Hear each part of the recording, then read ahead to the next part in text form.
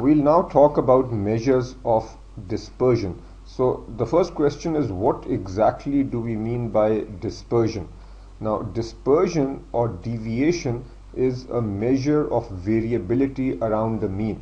So essentially this is telling us how spread out our data is. And to understand this well, let's just look at two simple data sets. Let's say that we have data set 1, which looks like this. It has a mean of 5, and then on either side of 5 we have some data. So let's say our data looks like this: 6, 6, 7, 7 and 8. So that's to the right of the mean, and to the left of the mean we have 4, 4, 3, 3 and 2. So let's say this is one data set, and then data set 2 looks like this. It also has a mean of 5, but this I'm going to make more spread out. So the mean is 5, and then above the mean we then have 10, 20, 30, 40 and 50. To the left of the mean I have 0, minus 10, minus 20, minus 30 and minus 40. So again, both data set 1 and data set 2 have a mean of 5. So that's the measure of our central tendency. But clearly there is a difference between data set 1 and data set 2. Data set 2 is much more spread out because it's going all the way from minus 40 to plus 50. So as you will see shortly, the range of this data is from minus 40 to plus 50, which is 90. Whereas the range for data set 1 is from 2 till 8. So here the range is only 6.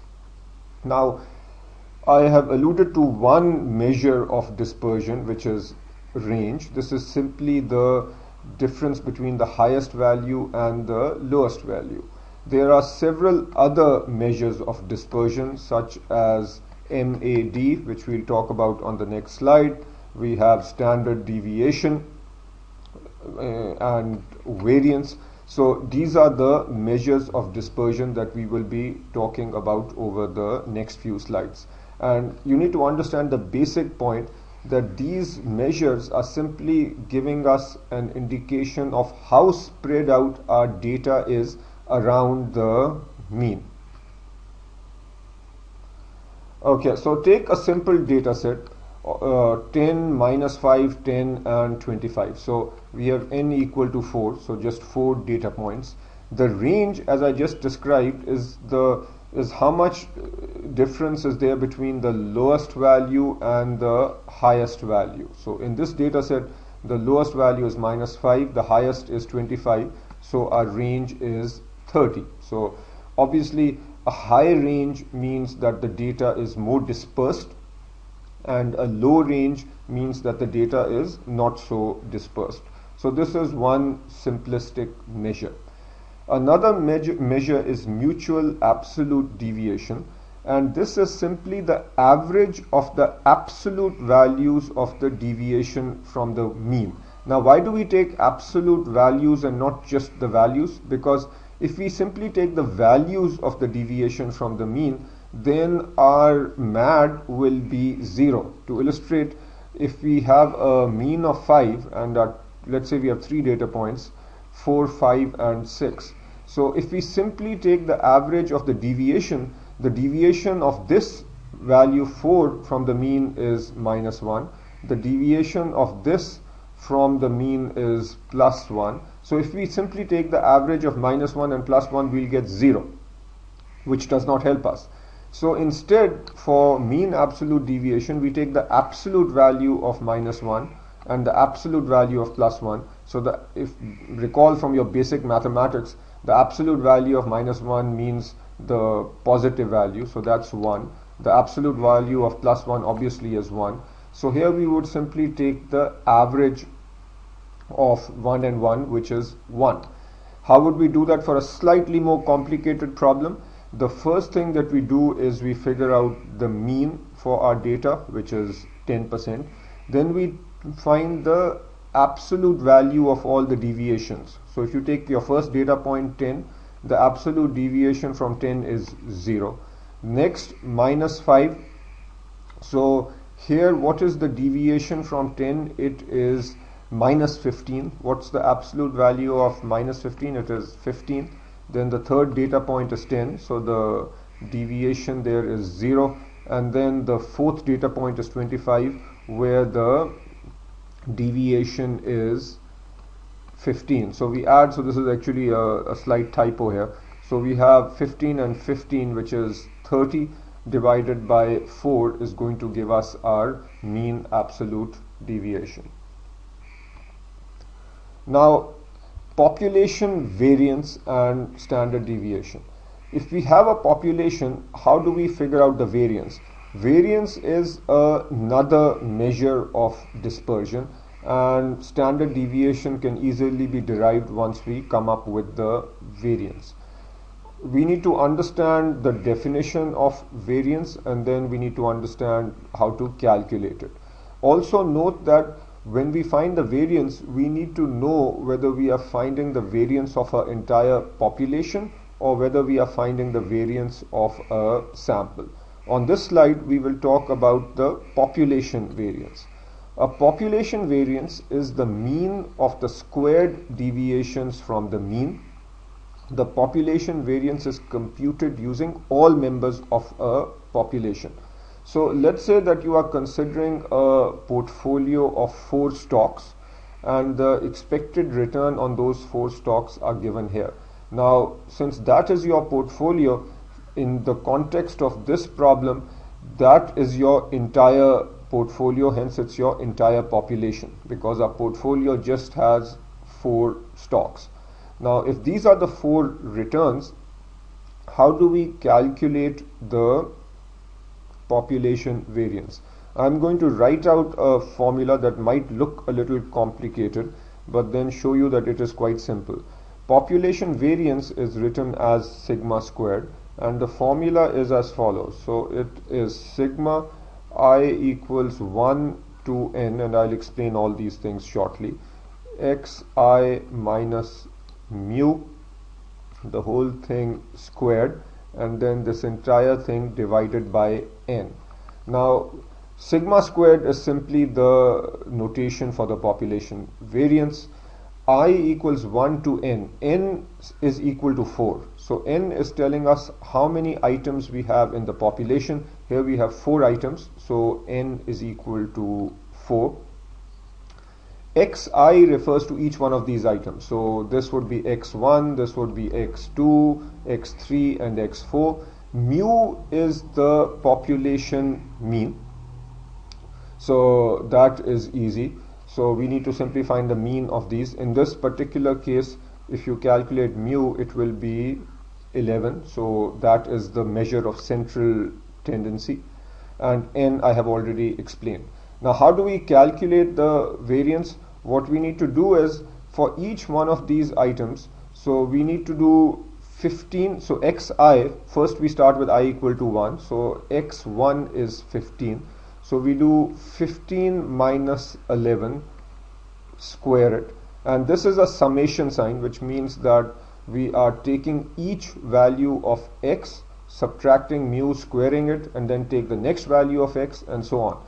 So essentially then the next becomes plus minus 5 minus 11, square this, and then you have plus 12 minus 11, square that, and then 22 minus 11, square that. So this essentially is the summation of all the xi minus mu squared terms, and then you divide by n, which is equal to 4. So when you do this, you will come up with the standard, you will come up with the population variance for this population. So I want you to do this calculation and come up with your answer. I'm sure you can do that. Now, whatever answer you come up with, you simply find the square root of that to arrive at your standard deviation. So the standard deviation is written as sigma, and sigma is simply the positive square root of the population variance. So variance is denoted as sigma squared. You take its positive square root and that gives you the standard deviation. So if, for example, the population variance turns out to be 64, then the standard deviation would be 8. But nevertheless, I want you to come up with the value of sigma squared, then take its under root, and that will be the standard deviation for this population.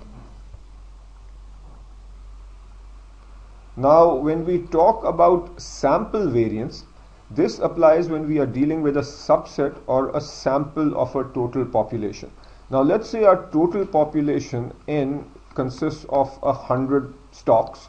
So, say our entire population is 100 stocks, and we take out a sample of small n equal to 4. So now out of this total population of 100, we have taken out 4 stocks, and their returns are 15%, -5%, 12% and 22% respectively.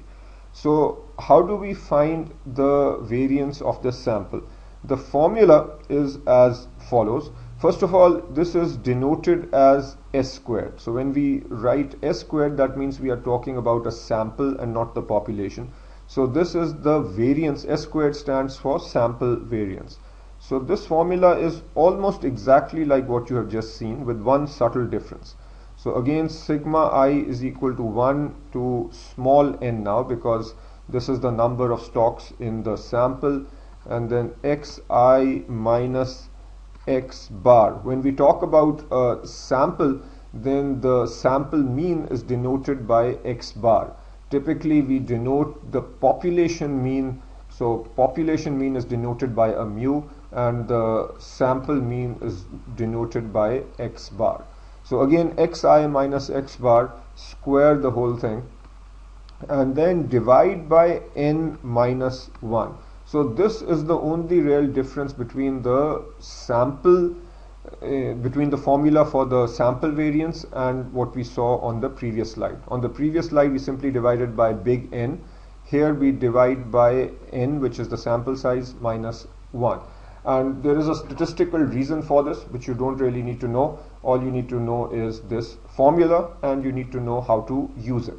So if we apply this formula to this data, again what we will say is that S squared is equal to, so again x bar is 11. So you will take the first value of x, 15, minus 11, square it, plus the second value is minus 5. So minus 5 minus 11, square that, and then plus 12 minus 11, square that, and then plus 22 minus 11 and square that.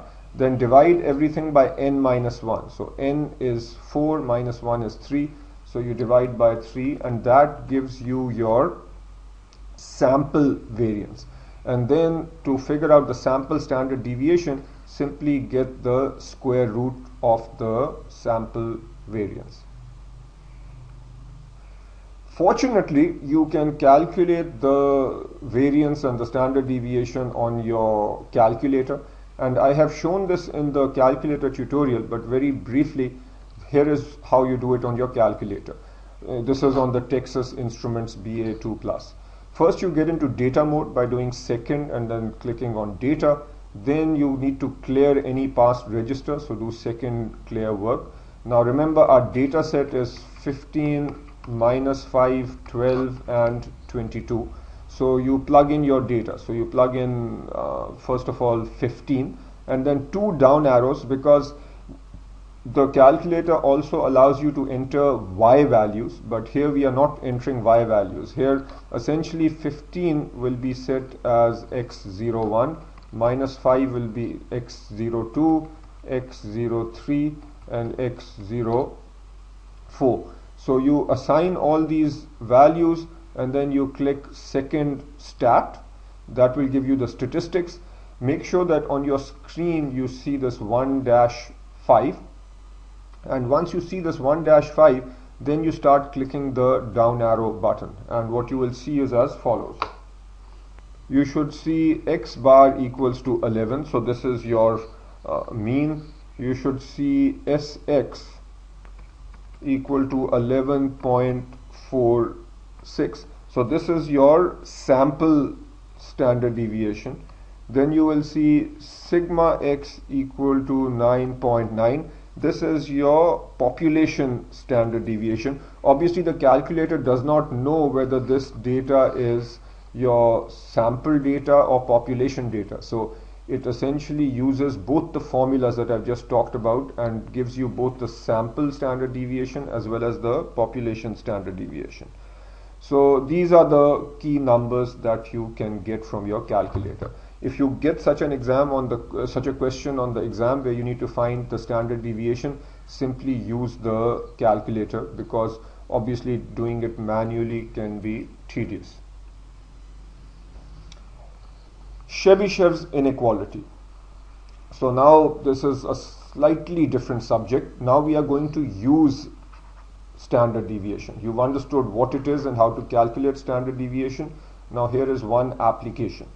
Chebyshev's inequality states that for any set of observations, the portion of the observations within k standard deviation of the mean is at least 1 minus 1 over k squared for all k greater than 1.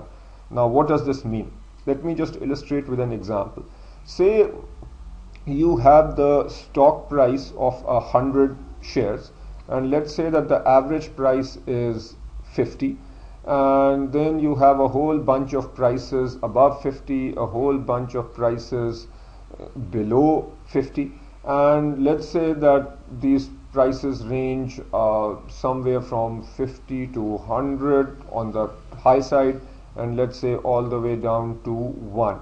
So you have this distribution. I'm skipping all the numbers, but if you have this distribution, and based on the formulas that I have just shown you, you calculate that the standard deviation is equal to 10.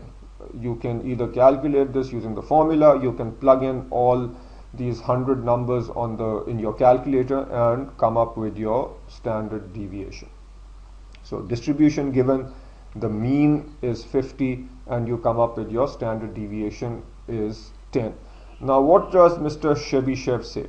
He says that, let's say we want to figure out what percentage of these observations are contained within k standard deviations. Let's initially take k equal to 2.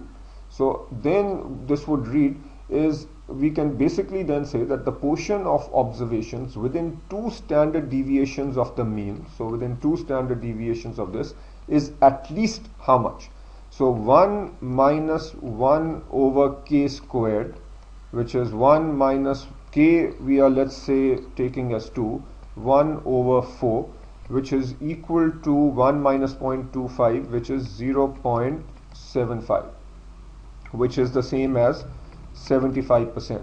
So what we are saying is that for any set of observations, so this is like one set of observation, the portion of observations within k standard deviations of the mean. So if we have 2 standard deviations from the mean and the mean is 50, so in this particular example, what is 2 standard deviations to the right? 2 standard deviations, if each standard deviation is 10, 2 to the right means 70.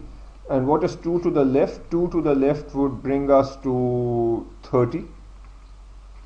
So if we go to 2 sigma to the right and 2 sigma to the left, then in this zone we know that 75, at least 75% of all observations are going to be between 30 and 70.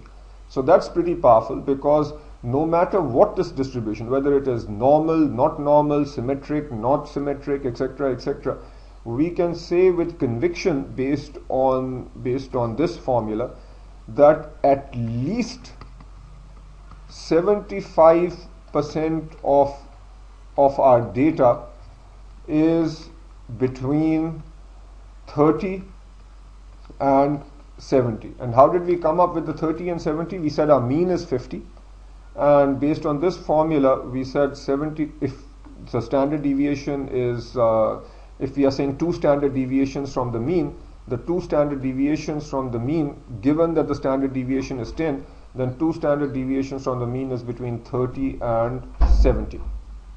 So hopefully this makes sense. What you can now try out is that if you take k equal to 3, then what can you say? So what percentage of your data must be between 3 standard deviations of the mean?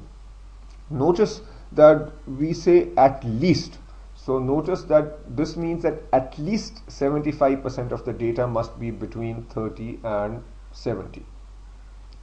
Chebyshev's inequality can be used to measure maximum amount of dispersion regardless of the shape of the distribution. So again, this is emphasizing that the distribution can be any distribution. It does not have to be normal. And that's what makes this so powerful. You will appreciate this more when you study normal distributions later. Now, coefficient of variation. The coefficient of variation expresses how much dispersion exists relative to the mean of a distribution and allows for direct comparison of dispersion across different data sets. It is used in investment analysis to compare relative risk. Again, let me just first give you the formula. So the coefficient of variation is telling you how much. Let me just tell you the formula first. It is sigma, which is the standard deviation, divided by return. Okay, so this is telling us that per unit of return, how much risk are we taking? And obviously, the lower the better, because per unit of return, if we are taking low risk, that is obviously good. And to understand this, let's just look at an example. So A has a mean return of 7% and a standard deviation of 0.05. So what is the coefficient of variation for A? It is equal to the standard deviation of 0.05 divided by the mean return of 0.07. Remember, this is a percent, so in decimal terms that is 0.07. So this is equal to 0.71. So what this is saying is that per unit of return, our risk or our standard deviation is 0.71. So our variation or variability per unit of risk is 0.71. Versus the coefficient of variation for B is equal to 0. So B has a standard deviation of 0.07. So 0.07 divided by a mean return of 12. So that is 0.12. Let's do this. 0.58. So this is telling us that per unit of return for B, our risk is 0.58. Now what's better, A or B? Clearly B is better because per unit of return we are taking less risk with B. Next, Sharpe ratio, and this should be familiar if you've seen the portfolio management segment of the course. The Sharpe ratio is, roughly speaking, the inverse of the coefficient of variation.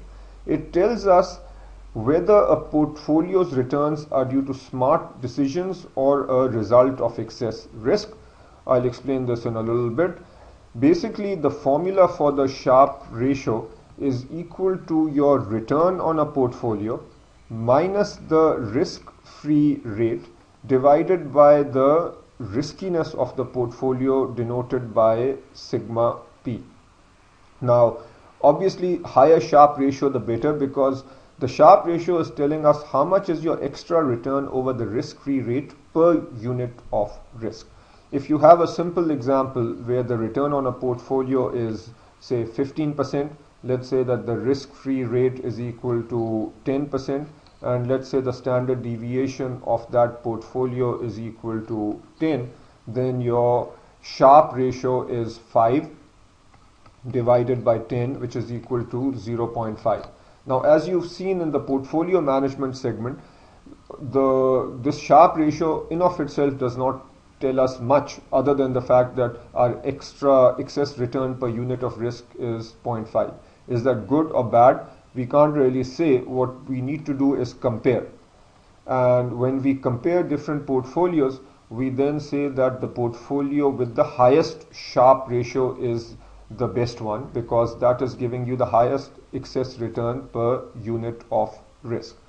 Now you can understand this statement a little better. It tells us whether a portfolio return are due to smart investment decisions or excess risk. So a portfolio that is giving you a high expected return, but if the riskiness is also very high, then the high riskiness is going to pull down the Sharpe ratio. So it's not enough just to look at a high expected return. You also need to see how much risk you are taking in order to come up with that return. And the Sharpe ratio nicely combines both these. A portfolio or a fund may reap higher returns than its peers, but it is only a good investment if those higher returns do not come with too much additional risk. Hopefully that makes sense. The greater a portfolio's Sharpe ratio, the better its risk-adjusted performance has been. So bottom line, you need to know how to calculate the Sharpe ratio. This is a must-know formula, and then you need to know how to use it. And finally, you need to know that the bigger this ratio, the better. Skewness.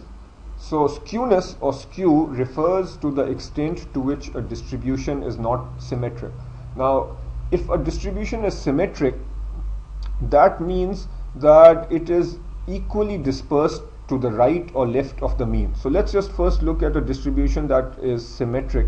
So a symmetric distribution will have a skew equal to 0. I'll try now first to draw a symmetric distribution. Let's say that this point represents the mean. And in a symmetric distribution, our distribution to the right of the mean and the left of the mean would be equal. So this is almost symmetric. My drawing is not perfect, but the idea being that if this is our mean, we have an equal amount of data on the right and the left. So when you have symmetric data, then the mean is the same as the median, which is the same as the mode. The mean is right in the middle. We have equal amount of distribution on the right and equal amount of distribution on the left, and hence this also represents our so basically the mean is equal to the median is equal to the mode. A positively skewed distribution is characterized by many outliers in the upper region or the right tail. So now I'm going to try and draw a right skewed data. So in a right skewed data, you might have something that looks like this. So you have a lot of data here on the right. So something like this would be right skewed. So because of this, so this point over here, which is the highest, represents our mode. Now because of the extra data that is here in the right tail, what is going to happen is the mean will be pulled out to the right. So this might be your mean. So right skewed data, mean is pulled out to the right. So you will notice that in a positively skewed or right skewed, the mean is greater than the median, which is greater than the mode. So the mode is over there, the mean is way out on the right, and the median will be somewhere in between the mean and the mode. The reason being that outliers have a larger impact on the mean than they do on the median. And a very simple way of understanding this is, if you have a very simple data set, let's say 5 is the mean, and then you have 6 and 4, let's say. So this is symmetric. So you have a mean of 5, 6 and 4 is symmetric. Let me just add a couple more points. So let's make the 6 and 7 and 3 and 4. So this data set 3, 4, 5, 6, 7 is symmetric, with 5 being the mean. Now let's say that instead of this data, instead of 7, we have 17. Notice that this now becomes right skewed. With right skewed data, the mean gets impacted, the mean gets pulled to the right, but the median in my simplistic example is not impacted. So that's why when you have data, extra data here in the right tail, the mean gets pulled out more than the median. Essentially, you need to learn this. A negatively skewed, as you can imagine, is skewed way to the left and not as much data on the right. So this is left skewed, lots of outliers here in the lower tail or the left tail. And in this case then the mean is going to be out here. So the mean is going to be less than the median, which is going to be less than the mode. As a general point, as I mentioned already, the skewness here is going to be 0, the skewness here is going to be greater than 0, and the skewness here is going to be less than 0. Now if the skewness is more than 0.5 or less than 0.5, then that's considered significant. If the skewness is just say 0.1, then that data is not very skewed. Now kurtosis. So kurtosis is the degree to which a distribution is more or less peaked than a normal distribution. So here I already have shown you a normal distribution. So if this is your normal distribution, kurtosis is a measure of how peaked the data is. So if a distribution is leptokurtic, this means it is more peaked and has fatter tails. So notice that this dashed data is leptokurtic. So leptokurtic means more peaked than normal, and there is more data here out in the tails relative to the normal distribution. So more peaked and fatter tails means that more data in the tails relative to the normal distribution. Another way of expressing this is saying that a leptokurtic distribution has more outliers. Platykurtic is the other way around. So platykurtic means less peaked. And normal distribution is also called mesokurtic. The kurtosis for a normal distribution is equal to 3. Don't need to know why, just need to know that it's the measure of kurtosis is such that a normal distribution has a kurtosis of 3. A leptokurtic distribution, which is taller and fatter than normal, has a kurtosis of greater than 3, and a platykurtic distribution will have kurtosis less than 3. Sometimes for a curve, rather than giving the kurtosis, we simply give the excess kurtosis. Excess kurtosis is simply the kurtosis minus the minus 3. So for example, if this leptokurtic curve has a kurtosis equal to 5, then we can also say that the excess kurtosis for this curve is equal to 5 minus 3, which is equal to 2.